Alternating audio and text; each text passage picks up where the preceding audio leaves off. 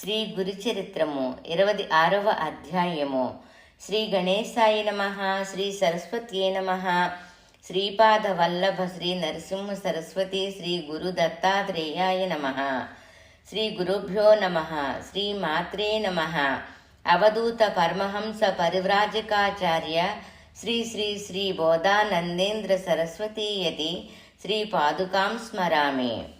26వ అధ్యాయము. శ్రీ గణేశాయ నమః. శ్రీ గురుభ్యో నమః. 1వ శ్లోకం అర్థం.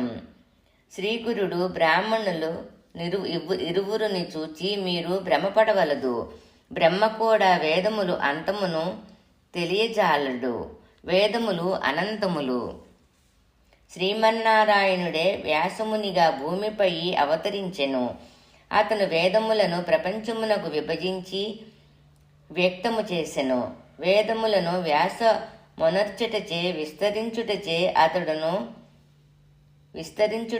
అతను వ్యాసుడన్న పేరుగల వాడయ్యెను. శ్రీమన్నారాయణుడే వ్యాసమునిగా భూమిపై అవతరించెను. అతను వేదములను ప్రపంచమునకు విభజించి వ్యక్తము చేసెను. వేదములను వ్యాస మొనర్చుటచే అంటే విస్తరించుటచే అతను వ్యాసుడన్న పేరు గల వాడయ్యెను. వ్యాసునకును వేదములు సంపూర్ణముగా తెలియవు. వారి శోధనము సాధారణమే. వారికి 4 శిష్యులు కలరు. వారు జగతియందు ప్రసిద్ధులు. వారి పేర్లను తెలిపెదెను. వరుసగా వారు పైలుడు, 2వ వాడు వైశంపాయనుడు, 3వ వాడు జైమిని అని ప్రసిద్ధుడు. సుమంతుడు 4వ శిష్యుడు. వేదాభ్యాసమునకై వారు వ్యాసుని దరిచేరిరి. ఒక వేదము చివర చూడవలనన్న కల్పాంతమునకు కూడా సాధ్యపడదు. వేదములు అనంతములైన మీరిరువురు 4 వేదములు ఎట్లు పఠించగలిగితిరి? పూర్వపు ఋషులను వేదములు చివరకు చూడలేదు, వినుడు. పూర్వము 3 బ్రహ్మ కల్పములయందు జీవించిన భరద్వజ ఋషి వేదాభ్యాసము చెయ్య సంకల్పించెను. బ్రహ్మకల్పములను కూడా దాటి అతడు చాలా సంవత్సరములు జీవించెను. బ్రహ్మచర్యమును పాటించి ఆ శేషమైన వేదాంతము పఠింపనించెను. 3 కల్పములు చివర అతడు వేదమున లవలేశ మాత్రమే తెలుసుకొనగలిగెను. అందుచే అతడు మరలా తపస్సు చెయ్యగా బ్రహ్మ ప్రసన్నుడయ్యి, పుత్ర, ఏమి నీ కోరిక అని అడిగెను. భరద్వజుడిట్లు చెప్పెను. స్వామి, మీరు నా యందు ప్రసన్నులైనచో బ్రహ్మచర్యమునందు అఖిల వేదములను నాచే అధ్యయనము చేయింపుడు. నాకు సర్వవేదములను దర్శింపచేయుడు. వాటిని నాచే అధ్యాపనము చేయింపుడు. దయచేసి ఈ వరము నిండు అని బ్రహ్మపాదములు గ్రహించెను. బ్రహ్మ ఇట్లనెను. ఓ భరద్వజ, వేదములు అమితములు. వాని నెట్లు గ్రహించగలవు. పైగా అవి నాకే అగోచరములు. వేదరాశులను ప్రదర్శింతును, నిదానముగా చూడుము. భరద్వజ, చేతనైనచో ఆ వేదములు పఠింపుము. ఇట్లని ఆ ఋషికి బ్రహ్మ పర్వతముల వలె ఉన్నతములయ్యి అనంతములయ్యి సామాన్య దృష్టికి అగోచరములైన వేదరాశులను చూపించెను. జ్యోతిర్మయములు, కోటి సూర్య ప్రభా సమానములైన ఆ వేదరాశులను చూచి భరద్వజుడు ధీరతను కోల్పోయి, పర్వత సన్నిభములైన ఈ వేదరాశులు నెట్లు పఠించగలవాడును. నా బ్రహ్మచర్యాశ్రమమున 3 కల్పముల కాలము గతించెను. అయినను వేదములలో కొంత అల్పమే, కొంచాన్నే చదవగలిగితిని. ఇప్పుడు పర్వతరాశులైన ఈ వేదములు నెట్లు చదవగలను. ఇట్లు భీతుడయి ఆ ఋషి బ్రహ్మపాదములు పట్టుకొని, నన్ను క్షమింపుడు. వేదములన్నీయు పఠింప నసక్తుడును. వేదములు ఆదిని కాని అంతము కాని చూడ శక్తి కలవాడును కాను. అపారమైన వేదములు పఠించవలనను వాసన మెండుగా ఉన్నందున ఇచ్చటికి వచ్చి తిని. స్వామి, మీరు జగన్నాథులు. శక్తి ఇచ్చినంత వరకు పఠించెదను. శరణాగతుడను. మీ ఇచ్చ ప్రకారము చెయ్యుడు అనెను. భరద్వజుని మాటలు విని బ్రహ్మదేవుడు ప్రసన్నుడయి అభ్యాసము చెయ్యమని ఆ వేదరాశి నుండి 3 పిడికిళ్లునిచ్చెను. ఆ 3 వేదమంత్ర సమూహమును తనకు తోచిన రీతిగా విభజించి దీర్ఘజీవి అయిన భరద్వజుడు వేదపఠనం ఆరంభించెను. భరద్వజుడింకనూ ఆ వేదముల అంతము చేరలేదు. మనము వేదమును శాంతముగా పఠింప నసక్తులము. వేదములు 4 ప్రతీతి. వేదములన్నీయు ఒకే పాఠముగా పఠించుట ప్రయాస మరియు మహాకష్టము. అందుచే వాటిని విభజించి చిన్న చిన్న శాఖలుగా పఠింపచేతును అని అన్న వ్యాసుని వచనములు విని శిష్యులు అటులనే కానిండు. ఒక్కొక్క వేదమునే మొదటి నుండి యథాశక్తి గ్రహింతుము అని శిష్యులు 4 ఒక్క మాటగా హే నారాయణ గురు వ్యాసదేవ, శిష్యులపై కృపను ప్రసరింపుము అనిరి. ఇది విని కరుణాళుడువైన వ్యాసుడు సంతోషముతో పైలుడును శిష్యుని పిలిచి ఋగ్వేదము చెప్పెను. పైలుడా వినుము. శిష్యులలో అగ్రగణ్యుడా బుచులు రుక్కులంటారనమాట, మహిమ కలవి. నీవు నిత్యము నీ ధర్మమును అనుసరించి ధ్యానపూర్వకముగా ఋగ్వేదమును పఠింపుము.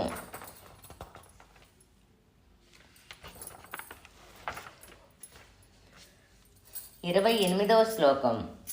పైలుడిట్లడిగినో వ్యాసగురు రుక్కుల యొక్క లక్షణములు, ధ్యాన విషయము, దానిలోని భేదములు ఎట్టివో నాకు విస్తరించి తెలుపుడు. గురుమూర్తి నీవు కృపానిధివి. గురుమూర్తి చెప్తున్నారనమాట, నీవు కృపానిధివి, నాకు కామధేనువు. అవి తెలిసినచో ఆ రీతిగా నిత్యం ధర్మము తప్పక భక్తితో పఠించెదను అనెను. పైలుడే చెప్తున్నాడు ఏమని, ఓ గురుమూర్తి, నువ్వు కృపానిధివి, నాకు కామధేనువు. అవి తెలిసినచో ఆ రీతిగా నిత్యం ధర్మము తప్పక భక్తితో పఠించెదను అనెను. వ్యాసుడు పైలునితో, శిష్య, రుక్కుల ధ్యానమును వినుము. దాని వర్ణము, ఆకృతి, రూపము, శాఖభేదములను నీకు తెలిపెదెను. ఋగ్వేదమునకు ఆయుర్వేదము ఉపవేదము, ఆత్రేయ గోత్రము అని తెలుసుకొమ్ము. బ్రహ్మ దైవతము, గాయత్రి ఛందస్సు, రక్తవర్ణము, పత్రముల బోలు, కన్నులు, విభజన బాగుగా తెలియ కంఠము, 2 రత్ని మాత్రము పొడవగల శరీరము, మెలితిరిగిన మీసములు, వెంట్రుకలు, ఇట్టి ఋగ్వేద రూపమును మనసును నిగ్రహించి ధ్యానము చేయుము. ఇప్పుడు ఇందు భేదములు చర్చ, శ్రావకము, చర్చకము, శ్రవణీయపారము, క్రమపారము, జట, రథక్రమ, దండ క్రమములచే చేయు పారాయణము పుణ్యప్రదము.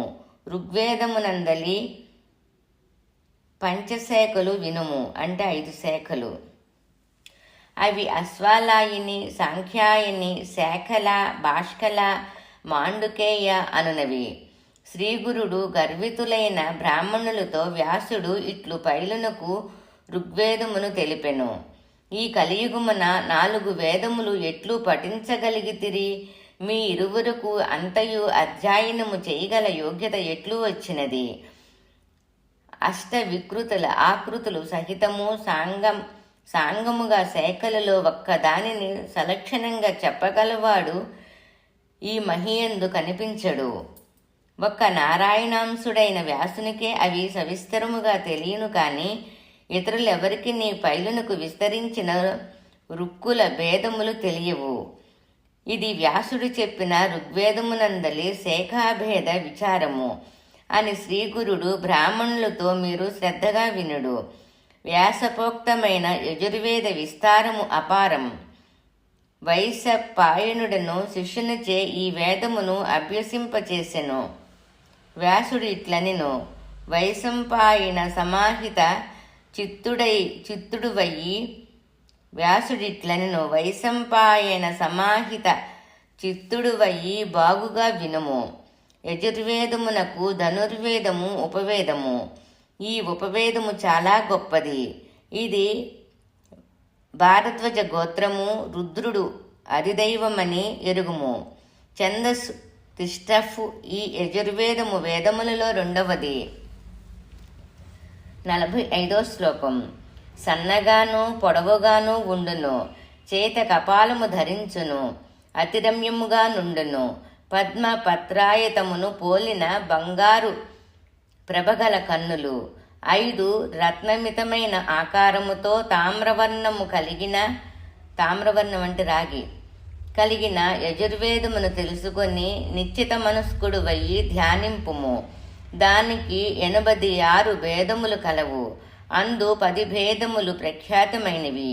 అవి చరక, ఆహ్వారకములు, కంఠములు, ప్రాచ్యకంఠములు, కపిష్టలములు, శారయణీయములు, వారయాణీయములు, వార్తాంత వేయములు, శ్వేతతరములు,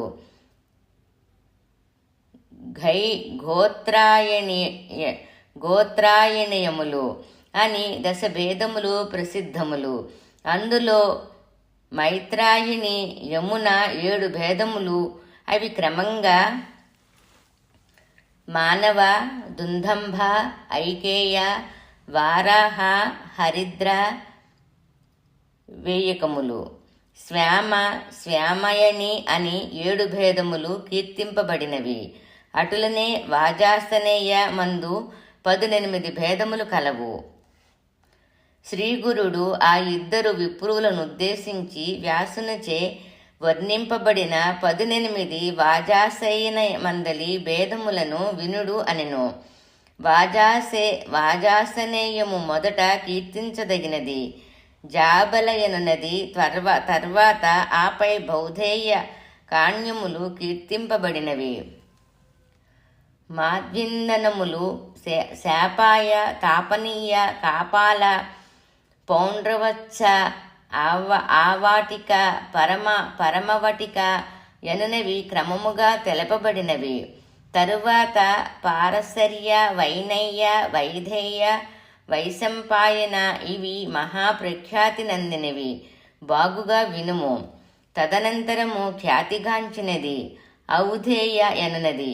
దాని తదుపరి గాలవము, బైజవము అనునవి. కాత్యాయనీయములు అని భేదములు చెప్పబడినవి. వాజాసనేయమును గల భేదములు ఈ క్రమముగా చెప్పబడినవి. అటులనే తైత్తిరీయమున ఔఖ్యములు, కాండికేయములు అను 2 భేదములు క్రమముగా కీర్తింపబడినవి. మరియు కాండికేయము 5 విధములు. ఆపస్తంభమున తెలపబడిన శాఖలు మిగులు మనోహరములు. ఇందు సర్వయజ్ఞముల విస్తారము కీర్తింపబడినది. ఆపస్తంభము అనునది మొదటిది. బౌధాయ అనునది సత్యషాడి, హిరణ్యకేశి. ఔఖాయములనునవి కాండికేయమునందలి 5 భేదములు. వీటిని వరుసగా తెలుసుకొనుము. 64వ శ్లోకం. ప్రతి వేదశాఖకు ఉపాంగములు కలవు, వానిని వినుము. ప్రతిపదము, అనుపదము, ఛందస్సు, భాష, ధర్మము, మీమాంస, న్యాయ, తర్కమును 8 క్రమముగా ఉపాంగములని తెలియవలెను. ఈ వేదములకు మొదట షడాంగములు కలవని చెప్పబడినది. అవి జ్యోతిష్యం, వ్యాకరణము, శిక్ష, కల్పము, ఛందస్సు, నిరుక్తము అనునవి. ఇంకను మిగిలినవి 18 కలవు. వానిని వైశంపాయన విస్తృతముగా పఠింపుము. పూర్వము వేదరాశులను మనుజులు పఠించుటకు శక్తి చాలకుండెడిది. మందబుద్ధులు గ్రహింపజాలకుండుటచే ఈ రీతిగా అవతరించి తిని సులభగ్రాహ్యము చేసి తిని. ఈ రీతిగా శాఖభేదములు నాచే చెయ్యబడినవి. నీ యథాశక్తి ఏ వానిని నీవు నీ ఇష్టప్రకారముగా గ్రహింపుము అని వ్యాసుడనగా, వైశంపాయనుడు వినయముగా గురువునకు నమస్కరించి మరలా ఇట్లనెను. నాయందు కృపచే యజుర్వేదమును విస్తారముగా శాఖాభేద క్రమమును మాటిమాటికి బోధించితిరి. వీనిలో మూలశాఖ ఏది ఎన్న సందేహము కలుగుచున్నది. స్వామి, నాయందు దయ ఉంచి వివరముగా తెలుపుడు అని శిష్యుడనగా వ్యాసుడిట్లనెను. మంచి విషయమును అడిగితివి. యజుర్వేద మూలమును నీకు తెలిపెదను. మునులు మంత్ర బ్రాహ్మణ సహిత దీనికి మూలమనిరి. యజుర్వేదమునకు ఇవియే మూలమనుట నిశ్చయము.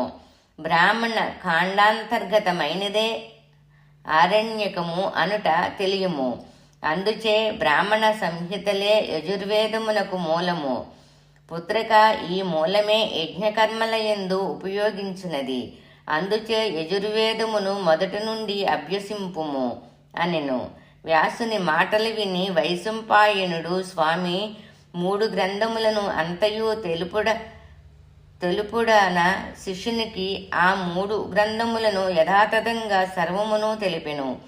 శ్రీగురుడ బ్రాహ్మణద్వయముతో 3వ వాడైన జైమినిని పిలిచి సామవేదమును ఉపదేశించెను. 3వది సామవేదము. దీనికి ఉపవేదము గాంధర్వము, విష్ణువు దైవము, జగతి చందము, కాశ్యాప గోత్రము. నిత్యము శుచియ్యి తెల్లని శుద్ధమైన వస్త్రము కప్పుకొని క్షమాగుణము కలిగి ఓర్పు కలిగి చర్మ దండధరుడయ్యి తెలియబడును. ఇంకను బంగారు ఛాయిగల కళ్ళు తెల్లగా ప్రకాశించుచుండును. ఆరురత్ని మాత్ర ప్రమాణము కలిగిన సామవేద అధిదేవతను ధ్యానించవలను.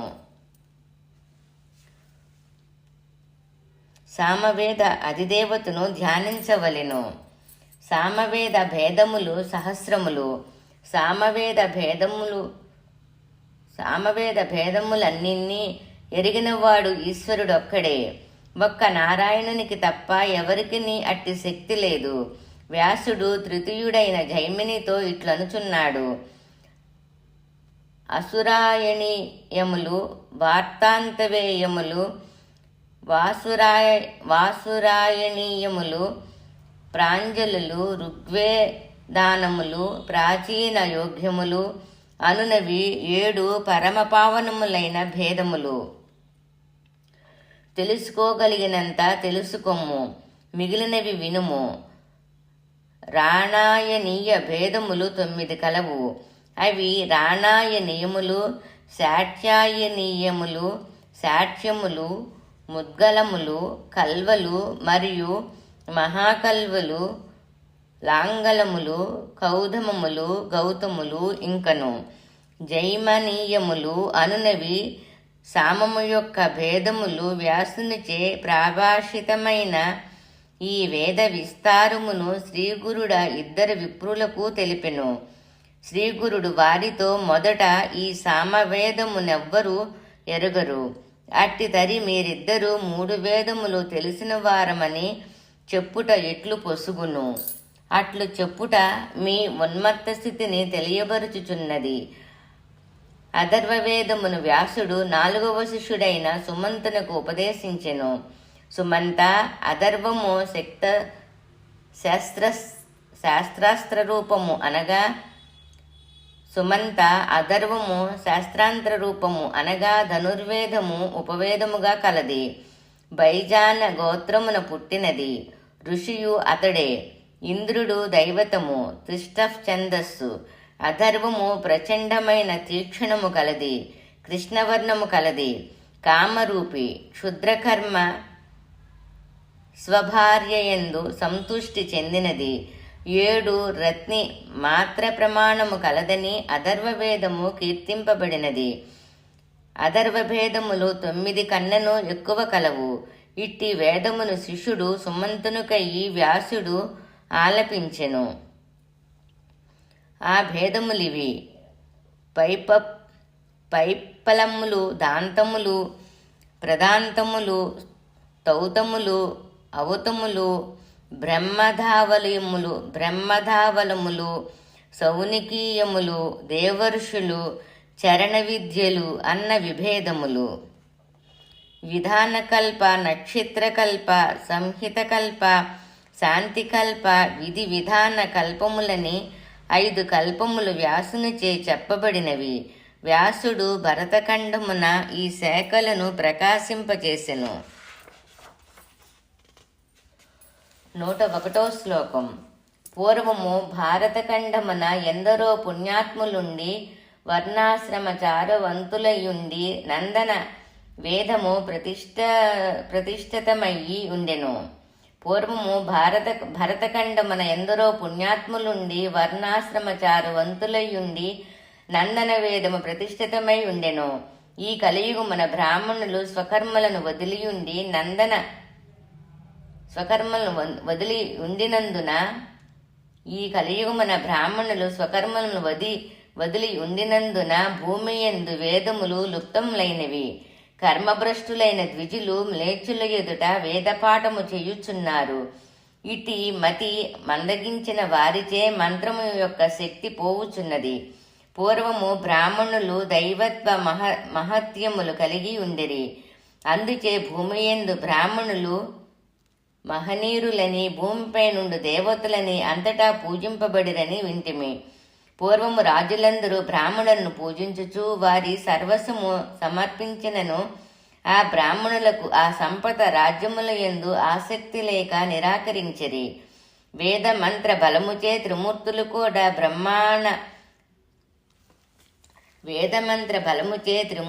కూడా బ్రాహ్మణాధీనమున నుండిరి. ఇంద్రాది దేవతలను బ్రాహ్మణులకు జడిసి నమస్కరించెడివారు. విప్రుని వచనము కామధేనువు కల్పద్రుమముతో సమానముగా ఫలమిచ్చెడిది. వారి తపశ్శక్తిచే గడ్డిపరకను పర్వతమును గడ్డిపోచగాను చెయ్యగలిగిరి. వేదభూషితులైన బ్రాహ్మణులను విష్ణువే స్వయముగా అర్చించెను. వేద ప్రభావము చేతనే విప్రువులు నా దైవతములు అని విష్ణుదేవుడు పలికెను. విష్ణువు ఇట్లనెను, జగతంతయు దేవతల అధీనము. ఆ దేవతలు మంత్రమునకు అధీనులు. ఆ మంత్రములు బ్రాహ్మణుల అధీనము.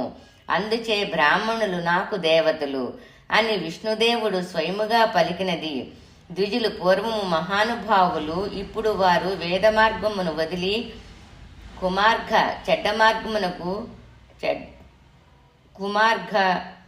చెడ్డ మార్గముగా వెళ్ళిరి. ఇప్పుడు వారు వేద మార్గమును వదిలి కుమార్గముగా లైరి అంటే చెడ్డ మార్గానికి వెళ్ళారు.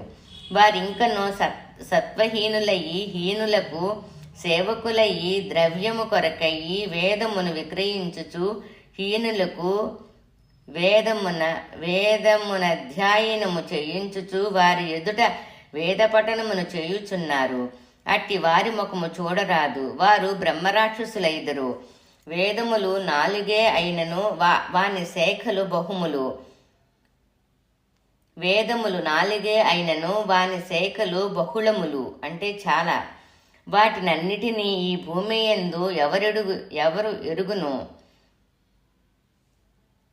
వాటినన్నిటినీ ఈ భూమి యందు ఎవడెరుగును? అందుచే అవి గోప్యములయ్యిపోయినవి, లుప్తమైనవి. కావున 4 వేదములు ఎట్లు తెలుసుకొంటిరి, వాని నెట్లు దర్శించితిరి. అనేక శాఖభేదములున్న వేదములను మీరిరువురు అన్నిటినీ తెలుసుకొనుట ఎట్లు పొసగెను? దుష్టబుద్ధులయ్యి ద్విజులను బాధించుట వలన మీకేమి లాభము? దుర్బుద్ధులయ్యి చేసితిరి ఎందులకు? ఇక్కడ నుండి త్వరగా వెళ్ళుడు. మీ స్తోత్రమును మీరే చేసుకొని జయపత్రములను చూపించి త్రివిక్రమయతిని కూడా జయపత్రమిమ్మని ఎటులు అనగలిగితిరి. నా మాట విని మీలోని దురాగ్రహమును విడువుడు. నా మాట విని మీలోని దురాగ్రహమును విడువుడు అంటే గర్వాన్ని. వ్యర్థముగా భ్రమలో పడి మీరు ప్రాణత్యాగములు చెయ్యుకుడు. దయాళుడైన శ్రీగురుడు పలికిన హితవాక్కులను పెడచెవిన పెట్టి వారు తామసులయ్యి జయపత్రము నిమ్మని కోరిరి. లేకపోయిన వాదించుడు. వాదము లేక జయపత్రము లేకపోయినా మా రాజు మమ్మల్ని నెట్లు గౌరవించును అనిరి. ఆ విప్రూరు మదోన్ముతులయ్యి అజ్ఞానముచే వారి మంచిని గణ జాలనందున వారిని మృత్యువు సమీపించెను అని సిద్ధుడు నామధారకునకు తెలిపెను. గంగాధర పుత్రుడైన సరస్వతి ఈశ్వర భక్తుడు, సకల జనులచే ఆదరింపబడువాడు. శ్రోతలను సమాహిత చిత్తులయ్యి శ్రీగురు లీలలను మరలా మరలా వినుడని ప్రార్థించుచున్నాడు.